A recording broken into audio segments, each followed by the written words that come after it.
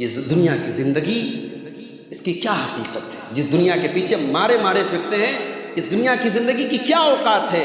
اس کی حقیقت جاننا ہے تو جاؤ قبرستان میں دفن ان لوگوں سے پوچھو جن کو اپنی دولت پر، اپنی حکومت پر، اپنی طاقت پر ناز تھا۔ اسی لیے اللہ تعالیٰ قرآن کریم میں بار بار ہمیں یہ سبق سکھاتا ہے کہ میرے بندو، یہ دنیا تمہاری زندگی کا مقصد نہیں ہے، یہ دنیا تو مقصد پر پہنچنے کا ذریعہ ہے۔ تمہیں دنیا میں رہ کر کے آخرت کو اپنا مقصد بنانا ہے۔ الذی خلق الموت والحیات لیبلوکم ایکم احسن عملا۔ قرآن کا 29واں پارہ اٹھاؤ، اللہ نے فرمایا ہم نے موت کو پیدا کیا، ہم نے زندگی کو پیدا کیا تاکہ ہم تمہیں آزمائیں کہ تم میں کون اچھا عمل کرتا ہے، کون اللہ کو راضی کرنے والا عمل کرتا ہے۔ تم یہاں عمل کرو گے، وہاں تم کو اس کا بدلہ ملے۔ حضرت علی کہا کرتے تھے کہ دنیا کی زندگی میں عمل ہے، حساب نہیں، اور آخرت میں حساب ہوگا، عمل نہیں۔ یہاں آپ عمل کر سکتے، وہاں عمل نہیں کر سکتے۔ مرنے کے بعد آپ عمل نہیں کر سکتے۔ یہاں نماز پڑھ سکتے ہیں، وہاں نماز پڑھنے کے لیے آپ چاہیں گے نہیں پڑھ پائیں گے۔ موت کے بعد انسان سوچے گا کہ یار میں نے ساری زندگی نماز نہیں پڑھا، اب اللہ تعالیٰ 1 سال کی نہیں 1 مہینے کی زندگی دے دے تو اتنی نمازیں پڑھ دوں کہ اللہ کو راضی کر۔ لیکن مرنے کے بعد آپ کو 1 منٹ نہیں ملے گا۔ حتی اذا جاء احدهم الموت قال رب ارجعون۔ موت جب آتی ہے انسان یہ کہتا ہے کہ اے میرے پروردگار مجھے تو دنیا میں دوبارہ لوٹا دے، لعلی اعمل صالحا فیما ترکت۔ اے اللہ میں وعدہ کرتا ہوں میں دنیا میں لوٹ کر کے ایسا عمل کروں گا جس سے تو راضی ہو جائے، میں نیک عمل کروں گا، میں عمل صالح کروں گا۔ اللہ فرماتا ہے کلا انہا کلمۃ هو قائلها ومن ورائہم برزخ الی یوم یبعثون۔ مرنے کے بعد تجھے دنیا میں واپس نہیں جانا۔ تو میرے بھائیوں، دنیا میں ہمیں کیسے رہنا ہے؟ اسلام کی یہ تعلیم بھی نہیں ہے کہ آپ دنیا چھوڑو۔ ابھی آپ نے شیخ ظفر نعمان سے تقریر سنی بیوی کے حقوق ہے اسلام میں۔ اسلام کی تعلیم نہیں ہے کہ آپ بال بچوں کو چھوڑ کے چلے جائیں، جنگلوں میں چلے جائیں، کٹیا بنا لے، اللہ کی عبادت کریں۔ یہ اسلام کی تعلیم نہیں۔ اسلام تو کہتا ہے کہ بیوی کا حق بھی ادا کرنا ہے، بچے کی پرورش بھی کرنی ہے، حلال روزی بھی کمانا ہے، اور اللہ کا بھی حق ادا کرنا ہے۔ وَابْتَغِ فِي مَا آتَاكَ اللَّهُ الدَّارَ الْآخِرَةَ۔ تمہیں اس دنیا کی زندگی کے ذریعے آخرت کی تیاری کرنا ہے۔ وَلَا تَنْسَ نَصِيبَكَ مِنَ الدُّنْيَا۔ دنیا میں جو تمہارا حصہ ہے اس کو بھولنا نہیں ہے، جو دنیا میں تمہاری ذمہ داریاں اس کو بھولنا نہیں ہے، لیکن دنیا کو اپنا ٹارگٹ نہیں بنانا ہے، دنیا کو مقصد نہیں بنانا۔ دنیا میں کیسے رہنا ہے؟ عبداللہ ابن عمر رضی اللہ تعالیٰ عنہ کا کندھا پکڑ کے اللہ کے نبی نے کہا تھا کن فی الدنیا کأنک غریب۔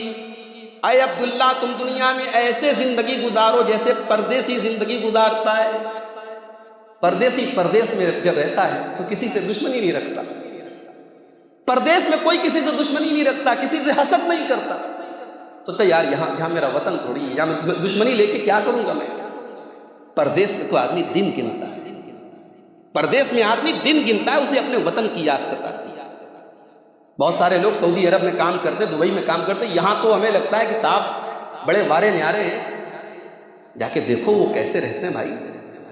یہاں تو وہ 50-60 ہزار روپیہ یہاں کے حساب سے تنخواہ پا رہے ہیں، لیکن وہاں ان کے کوارٹر کیسے ہیں، وہ کیسے کھا رہے ہیں، کیسے کبھی وہاں کے ورکرز کی لائف اسٹائل آپ جا کے دیکھو، آپ کی آنکھوں سے آنسو آ جائیں۔ یا بہن مر رہی ہے اس کے جنازے میں شامل نہیں ہوتا، یا ماں کا انتقال ہو رہا ہے ماں کی شکل نہیں دیکھ پا رہا۔ یہاں بچے پیدا ہوئے، بچے کا عقیقہ ہو رہا ہے، باپ سعودی عرب میں ہے، دبئی میں ہے۔ پردیسی کی طرح اللہ کے نبی فرماتے کن فی الدنیا کأنک غریب، جیسے پردیسی کی زندگی ہوتی ہے ویسے تم گزارنا ہے۔ او عابر سبیل، یا جیسے تم سفر میں چل رہے ہو، مسافر ہو، سفر میں آدمی جاتا ہے، ضرورت بھر کی چیزیں رکھتا ہے، ضرورت سے زیادہ چیزیں زیادہ لوڈ لے کر کے نہیں چلتا ہے۔ وہ سفر میں جتنے اسٹیشن آتے ہیں وہاں وہ وقتی طور پر رکتا ہے، لیکن اس کو اپنی منزل نہیں بناتا ہے۔ اللہ کے نبی فرماتے ہیں تمہیں دنیا میں مسافر کی طرح رہنا ہے، دنیا تمہارے لیے منزل نہیں ہے، یہ وقتی ہالٹ ہے، یہ اسٹیشن ہے، یہاں سے تم کو گزر کر کے جانا ہے۔ اور جب دنیا میں مسافر کی طرح رہنا ہے تو قرآن کریم کے دوسرے پارے کی اس آیت کو یاد کیجیے جو حج کے تعلق سے نازل ہوئی۔ یمن کے لوگ جب حج کرنے جاتے تھے تو ساتھ میں کچھ لے کے نہیں جاتے تھے، نہ کھانا لے کے جاتے تھے، نہ پانی لے کے جاتے تھے، کہتے تھے اللہ کے گھر کا حج کرنے کے لیے نکلے ہیں، اللہ پر بھروسہ کر کے نکلے ہیں۔ اللہ نے قرآن کی آیت نازل کر دی، وَتَزَوَّدُوا فَإِنَّ خَيْرَ الزَّادِ التَّقْوَىٰ۔ میرے بندو جب تم حج کے سفر پہ نکلو تو راستے کا سامان لے کر کے نکلا کرو، توشہ لے کر کے نکلا کرو۔ یہ تقویٰ نہیں ہے، یہ ایمانداری نہیں ہے، یہ دینداری نہیں ہے کہ تم حج کرنے نکلے ہو اور خالی ہاتھ نکلے ہو۔ دوسروں کے آگے جا کر کے ہاتھ پھیلانے سے بہتر ہے کہ تم اپنے سامان، اپنے راستے کا سامان لے کر کے نکلو۔ وَتَزَوَّدُوا، تم زاد راہ لے کر کے نکلو، اور جب زاد راہ لے کر کے نکلو تو اللہ نے کہا سب سے بہترین زاد راہ تقویٰ ہے۔ تم دنیا میں آخرت کے سفر پہ چل رہے ہو، تمہاری منزل آخرت ہے، اور آخرت کے اس سفر میں نہ دنیا کی دولت تمہارے کام آئے گی، نہ دنیا کی حکومت تمہارے کام آئے گی، نہ دنیا کا پاور تمہارے کام آئے گا۔ آخرت کے سفر میں اگر کوئی چیز تمہارے کام آئے گی تو اللہ کا تقویٰ کام آئے گا، اللہ کا ڈر کام آئے گا۔ آج دسمبر کی کتنی تاریخ ہے؟ 17 ہے نا؟ 17 تاریخ ہے آج سے 14 دن کے بعد 31 دسمبر کی رات پوری دنیا میں جشن منایا جائے۔ ہیپی نیو ایئر، 2022 ختم، 2023 شروع۔ میرے بھائی ہماری زندگی ایک درخت ہے، اور ہر نیا سال جب آتا ہے تو ہمارے اس درخت میں سے ایک پتا جھڑ جاتا ہے، ہماری زندگی کی عمارت میں سے ایک اینٹ کم ہو جاتی ہے، ہماری زندگی کی کتاب میں سے ایک پیج نکل جاتا ہے، اور ہم جشن منا رہے ہیں۔ ہمیں تو انصاف کرنا چاہیے، ہمیں تو غنیمت سمجھنا چاہیے کہ اللہ تبارک و تعالیٰ نے ہمیں ایک اور سال دیا ہے توبہ کرنے کے لیے، سدھرنے کے لیے، اپنی اصلاح کرنے کے لیے۔ اگر آج تک نماز نہیں پڑھتے تھے تو اب تو نماز پڑھا۔ اسی بجڑیا میں اور اسی علاقے میں کتنے لوگ ہیں اللہ نے ان کو بہت نوازا ہے، اچھا کاروبار ہے، زمین ہے، جائیداد ہے، پیسے ہیں، بال بچے سکھی ہیں، بغل میں مسجد سے حی علی الصلاۃ کی آواز آ رہی ہے، ان کی گدیوں پر کام چل رہا ہے، ان کے پاور لوم کارخانوں میں چل رہے ہیں، ان کے سارے کام چل رہے ہیں، لیکن ان کو اس بات کی توفیق نہیں ہوتی میرے بھائی کہ وہ 5 ٹائم اپنے رب کی بارگاہ میں آ کے سجدہ کر سکیں۔ کیا اس سے بڑی بدنصیبی کوئی ہو سکتی ہے؟ کل قیامت کا دن ہوگا، یوم یکشف عن ساق ویدعون الی السجود فلا یستطیعون۔ اللہ فرماتا ہے کہ قیامت کے دن جب پنڈلی کھولی جائے گی اور اللہ تعالیٰ حکم دے گا کہ چلو اللہ کے آگے سجدہ کرو، تو کچھ لوگ سجدہ نہیں کر پائیں گے۔ خاشعۃ ابصارہم ترہقہم ذلہ، ان کی نگاہیں جھکی ہوئی ہوں گی، ان کے چہرے پر خوف ہوگا، وہ جھکنا بھی چاہیں گے تو نہیں جھک پائیں گے۔ وَقَدْ كَانُوا يُدْعَوْنَ إِلَى السُّجُودِ وَهُمْ سَالِمُونَ۔ میرے بندو تم دنیا میں صحیح سلامت تھے، تمہارے پاس دولت بھی تھی، تمہارے پاس تندرستی بھی تھی، تم آرام سے جا کر کے مسجد میں نماز پڑھ سکتے تھے۔ کل تم نے اللہ کی بارگاہ میں سجدہ نہیں کیا، آج ہم تم کو اس لائق بنا دیں گے، تم سجدہ چاہ کر کے بھی نہیں کر پاؤ گے۔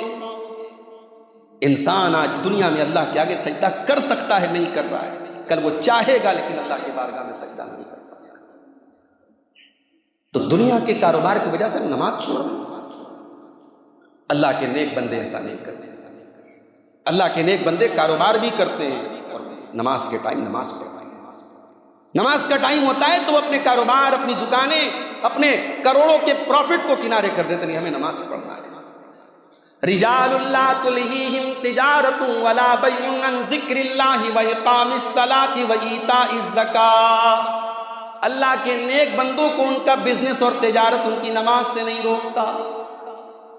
تو آج میرے بھائیوں ہم نیا سال کا جشن منا رہے ہیں، ہمیں تو اپنی زندگی کی ایک ایک گھڑی کو قیمتی سمجھنا چاہیے۔ اللہ کے پیارے حبیب صلی اللہ علیہ وسلم فرماتے ہیں اغتنم خمسا قبل خمس، 5 چیزوں کی قدر کرو 5 چیزوں کے آنے سے پہلے۔ شبابک قبل حرمک، اپنی جوانی کی قدر کرو بڑھاپے کے آنے کے پہلے۔ جوانی میں جوش ہے، طاقت ہے، کچھ کر سکتے ہو، بڑھاپے میں نہیں کر پاؤ گے۔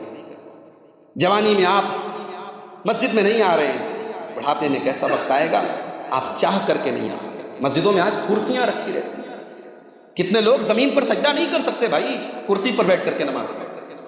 کیا یہ بدقسمتی نہیں، کیا یہ بدنصیبی نہیں؟ اگر آج آپ تندرست ہیں، جوان ہیں، اپنی جوانی میں اپنے ماتھے کو سجدے سے آباد کرو. اپنی زندگی میں میرے بھائیوں اللہ کے لیے جگہ نکالو. اپنی زندگی کے اوقات میں اللہ کے دین کے لیے جگہ نکالو. اپنی جوانی کو غنیمت سمجھو، اس کے پہلے کہ بڑھاپا آ جائے. وَصِحَّتَكَ قَبْلَ سَقَمِكَ، اپنی تندرستی کی قدر کرو اپنی بیماری کے آنے کے پہلے. وَغِنَاكَ قَبْلَ فَقْرِكَ، اپنی دولت کی قدر کرو اپنے غریب ہونے کے پہلے. وَفَرَاغَكَ قَبْلَ شُغْلِكَ، اپنے ٹائم کی قدر کرو اپنے بزی ہونے کے پہلے. وَحَيَاتَكَ قَبْلَ مَوْتِكَ، اپنی زندگی کی قدر کرو اپنی موت کے آنے کے پہلے. اس دنیا میں اللہ نے ہمیں ایک مقصد کے لیے پیدا کیا. ہم بیکار نہیں پیدا ہوئے، اللہ نے ہمیں بے مقصد نہیں پیدا کیا. اگر ہم یہ سمجھتے ہیں بس یہاں کھانا ہے، کمانا ہے، انجوائے کرنا ہے، پھر مر جانا ہے، نہیں، یہ ہماری غلط فہمی ہے. افحسبتم انما خلقناکم عبثا وانکم الینا لا ترجعون، میرے بندو کیا تم نے یہ سمجھ رکھا ہے کہ تمہیں یوں ہی چھوڑ دیا جائے گا، نہ تمہارا حساب و کتاب لیا جائے گا، نہ تمہاری نیکیوں کا بدلہ دیا جائے گا، نہ تمہارے گناہوں کی سزا دی جائے گی. ایسا نہیں ہے میرے بندو.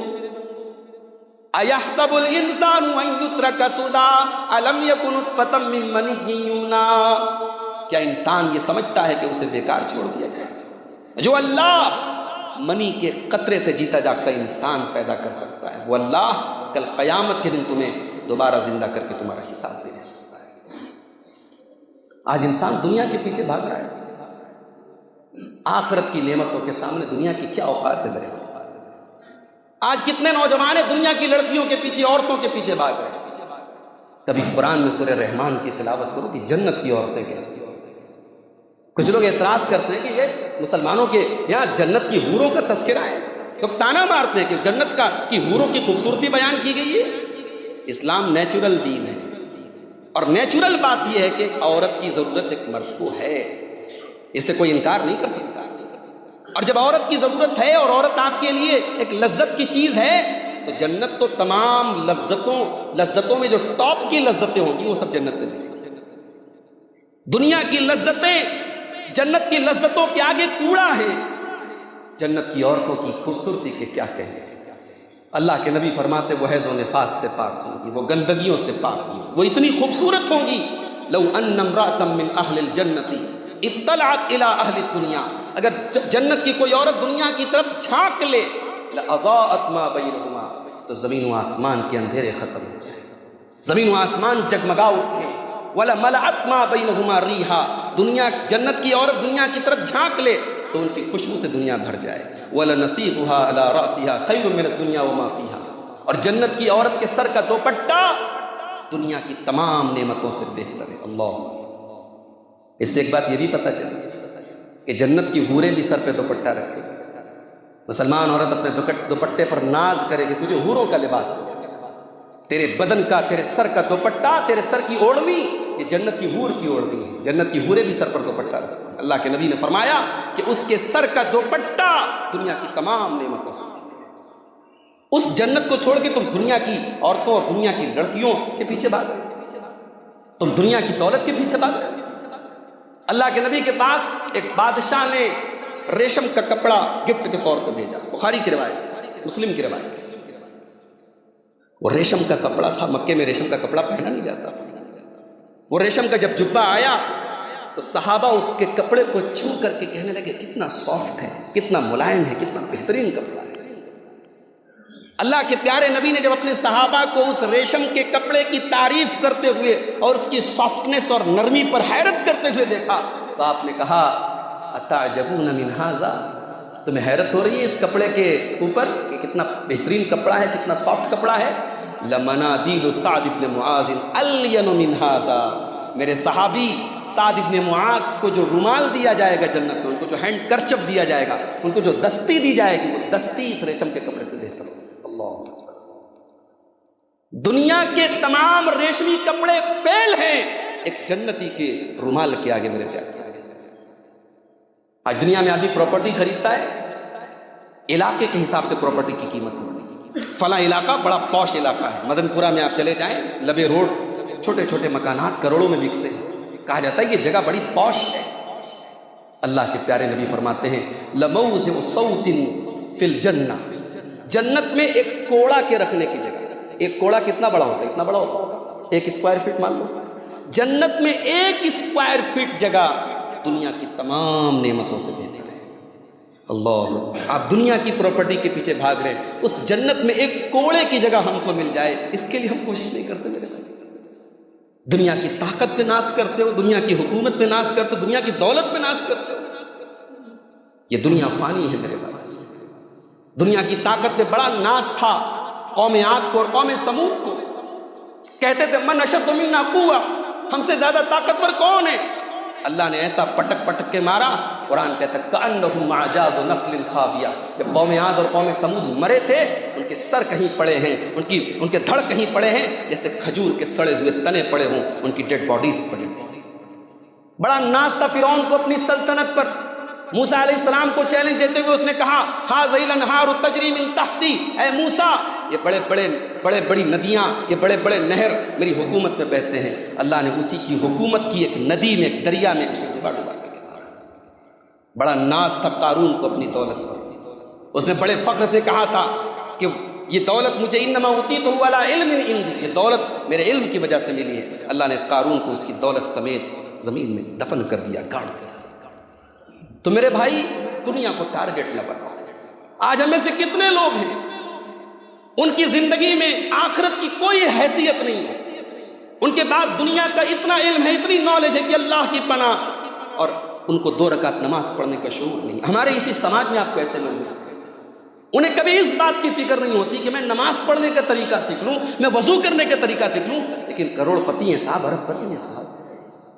اللہ نے ایسے لوگوں کے بارے میں فرمایا یعلمون ظاہرا من الحیات الدنیا وہم عن الآخرۃ ہم غافلون. یہ جہنمی لوگ ہیں، یہ دنیا کی زندگی کے بارے میں بہت نالج رکھتے ہیں لیکن آخرت سے غافل ہیں. اس آیت کی تفسیر میں حضرت علامہ ابن کثیر نقل کرتے ہیں، امام حسن بصری کا ایک قول نقل کرتے ہیں. امام حسن بصری کہتے ہیں کہ بعض لوگ اتنی نالج والے ہوتے ہیں، اتنی نالج ان کے پاس ہوتی ہے کہ وہ سونے کا سکہ اپنے ناخن پر رکھ کر کے تم کو اس کا وزن بتا دیں گے. سونے کا سکہ دینار اپنے ناخن پہ رکھ کر کے اس کا وزن بتا دیں گے، لیکن 2 رکعت نماز پڑھنے کا ان کو شعور نہیں. یہ آج ہم میں سے بہت سارے لوگوں کا دنیا کی بڑی نالج ہے اور آخرت کے معاملے میں کوئی تیاری نہیں، آخرت کے معاملے میں زیرو ہے. اللہ نے فرمایا سورہ نجم کے اندر فَأَعْرِضْ عَمَّنْ تَوَلَّىٰ عَنْ ذِكْرِنَا، اے میرے نبی آپ ان لوگوں کو ان کے حال پر چھوڑ دیجئے جو ہمارے ذکر سے اعراض کرتے ہیں. وَلَمْ يُرِدْ إِلَّا الْحَيَاةَ الدُّنْيَا، جن کی زندگی کا مقصد صرف اور صرف دنیا ہے. اے نبی ذَلِكَ مَبْلَغُهُم مِّنَ الْعِلْمِ، ان کے علم کی انتہا یہی ہے، ان کا علم یہیں پر آ کر کے ختم ہو جاتا ہے. آج ابھی ہمارے ایک صاحب نے بتایا کہ بجٹیا میں بہت سارے ہمارے ایسے بھائی بھی ہیں جنہوں نے جامعہ سلفیہ سے تعلیم حاصل کی اور اس کے بعد وہ کاروبار میں لگ گئے، اپنی پریکٹیکل لائف میں لگ گئے اور ان کے علم کا ان کو کوئی فائدہ نہیں پہنچا. اگر یہ بات سچ ہے تو افسوس کی بات ہے. ایک انسان نے مدرسے کا منہ نہیں دیکھا، اس نے دینی تعلیم حاصل نہیں کی، تو اس کی تو سمجھ میں بات آ رہی کہ وہ دین سے دور ہے، کیونکہ اس نے دین کی اہمیت کو سمجھا نہیں جانا. لیکن آج ہم میں سے کتنے لوگ ہیں جو دین کا علم حاصل کرتے ہیں اور اس کے بعد دنیا کے نشے میں اتنا گرفتار ہوتے ہیں کہ وہ آخرت سے غافل ہو جاتے ہیں. اللہ تعالیٰ کہہ رہا ہے ذَلِكَ مَبْلَغُهُم مِّنَ الْعِلْمِ، جو لوگ صرف دنیا کا علم رکھتے ہیں اور آخرت کی کوئی تیاری ان کے پاس نہیں ہے، اے نبی ان کو ان کے حال پہ چھوڑ دو. ان کے علم کی انتہا یہی ہے، ان کا مبلغ علم یہی ہے. میرے عزیزوں، میرے بھائیوں، دنیا کو آخرت پر ہم ترجیح نہ دیں. جنت کی نعمتوں کے آگے دنیا کی حقیر نعمتوں کو ہم ترجیح نہ دیں. جمعہ کے دن آپ امام صاحب سے پہلی رکعت میں سورہ اعلیٰ کی تلاوت سنتے ہیں. سورہ اعلیٰ میں بار بار یہ آیت ہمارے کانوں سے ٹکراتی ہے، بل تؤثرون الحیات الدنیا والآخرۃ خیر وابقیٰ. میرے بندو، تم دنیا کی زندگی کو ترجیح دیتے ہو جبکہ آخرت کی زندگی زیادہ بہتر اور زیادہ باقی ہے. کتنا نادان ہے وہ انسان جو دنیا کی 40 سال کی زندگی کے لیے اپنے آپ کو کھپاتا ہے، مرتا ہے، کٹتا ہے، اور وہ زندگی جہاں ہمیشہ رہنا ہے اس کے لیے کوئی محنت نہیں کرتا. اس کے لیے کوئی اس کی زندگی میں کوئی کوشش نہیں ہے، نہ مال خرچ کرتا ہے، نہ انرجی خرچ کرتا ہے، نہ ٹائم خرچ کرتا ہے. میرے بھائیوں، رات میں جا کے سوچو اپنے بستر پہ جانے کے ٹائم کہ ہماری زندگی میں ہم آخرت کے لیے کیا کر رہے ہیں۔ ہمارے نبی صلی اللہ علیہ وسلم کی زندگی کو دیکھیے، صحابہ کی زندگی کو دیکھیے، ان کی زندگیاں قربان تھی دین کے لیے، ان کی انرجیاں، ان کے وقت، ان کا علم سب قربان تھا اللہ کے دین کے لیے۔ آج ہم آخرت کے لیے کیا کر رہے ہیں میرے پیارے؟ آج دنیا میں جو بھی بگاڑ ہے، جو بھی فساد ہے، جو بھی خرابی ہے، کیوں ہے؟ کہ آخرت کا ڈر ہمارے دل میں ہے، آخرت کی فکر ہمارے دل میں ہے۔ اللہ نے فرمایا فَأَمَّا مَنْ خَافَ مَقَامَ رَبِّهِ وَنَهَى النَّفْسَ عَنِ الْهَوَىٰ فَإِنَّ الْجَنَّةَ هِيَ الْمَأْوَىٰ۔ جو اللہ کی بارگاہ میں کھڑے ہونے سے ڈر گیا، جس کے دل میں یہ ڈر پیدا ہو گیا کہ اپنے پروردگار کے سامنے کھڑے ہونا ہے، اس کو حساب دینا ہے، وَنَهَى النَّفْسَ عَنِ الْهَوَىٰ، اور اس نے اپنے نفس کی خواہشات سے اپنے آپ کو کنٹرول کر لیا، روک لیا۔ دنیا میں یہ سب سے مشکل کام ہے، اپنے نفس کی ناجائز خواہشات کو کنٹرول کرنا۔ ابھی آپ نے بیوی کے تعلق سے تقریر سنی، یہ نکاح کیا ہے بھائی؟ یہ نکاح وہ حلال لمٹ ہے جہاں اللہ نے ہم کو روکا۔ ہمارے اندر جتنی چیزوں کی خواہش ہے، اللہ نے اس کا جائز اور حلال الٹرنیٹ ہم کو دیا۔ بھئی ہمارے اندر پیسہ کمانے کی طلب ہے، اللہ نے حلال طریقے بنائے روزی کمانے کے لیے۔ ہم کو عورت کی ضرورت ہے، اللہ نے نکاح کا سسٹم رکھا ہے۔ ہم کو کھانے کی ضرورت ہے، اللہ نے حلال بے شمار چیزیں ہمیں دی۔ تو اپنے نفس کو حلال پر روک لینا، یہی ہے تقویٰ۔ وَأَمَّا مَنْ خَافَ مَقَامَ رَبِّهِ وَنَهَى النَّفْسَ عَنِ الْهَوَىٰ، جو اپنے پروردگار کے سامنے کھڑے ہونے سے ڈر گیا اور اپنے نفس کی خواہشات سے اپنے آپ کو روک لیا، فَإِنَّ الْجَنَّةَ هِيَ الْمَأْوَىٰ، اس کا ٹھکانہ جنت ہے۔ تو دنیا کی اس حقیقت کو ہم یاد رکھیں۔ جو پہلی آیت میں نے آپ کے سامنے پڑھی تھی، اس میں یہی سبق ہم کو دیا گیا۔ اللہ نے فرمایا کہ میرے بندو، دنیا کی یہ زندگی متاع غرور ہے، دھوکے کا سامان ہے، اس کے چکر میں پڑ کر کے تم آخرت کو بھول مت جانا۔